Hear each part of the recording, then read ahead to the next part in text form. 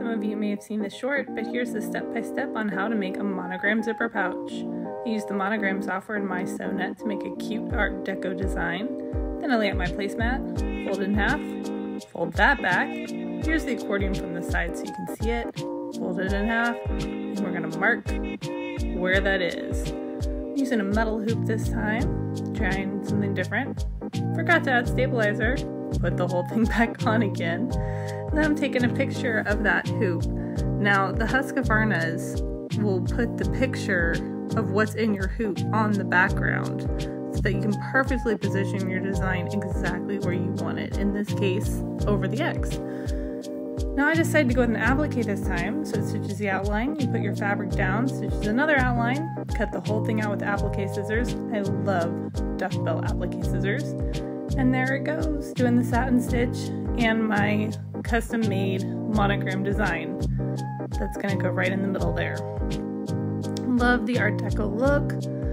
And of course I'm always into the teals and the pastels that work so well with this place setting, because it is a place setting. I got these at Goodwill and we are upcycling them into beautiful bags.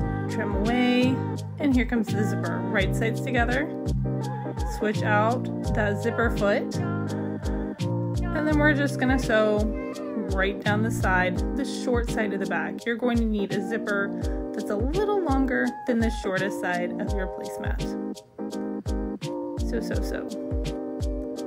Flop it over, right sides together again. And you can see I got a little stuck, but there it goes.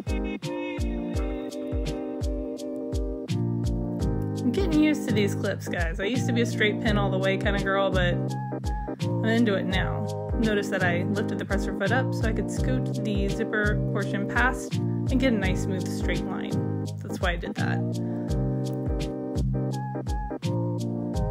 Alright, so here's our zipper pouch. We're gonna put a little ribbon tab in, fold in half, sew down the side. I use a little fray check because I'm paranoid like that. And we're gonna open up these gusset corners to make a square bag. I marked 2 inches in on mine, but you can kind of look at the size if you're using a placemat or a dish drying rack to kind of adjust how far in you want that corner to go.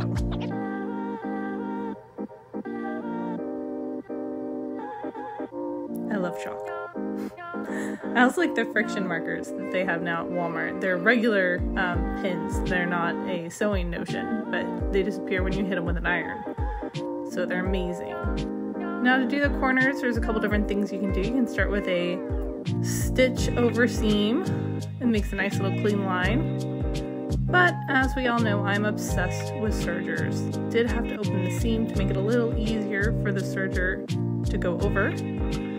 But you can see it goes fine through this quilted material. You're gonna do this to all 3 corners. And there it is. Press everything, and the bag is ready. Put whatever you want on, and I hope you join me for another make.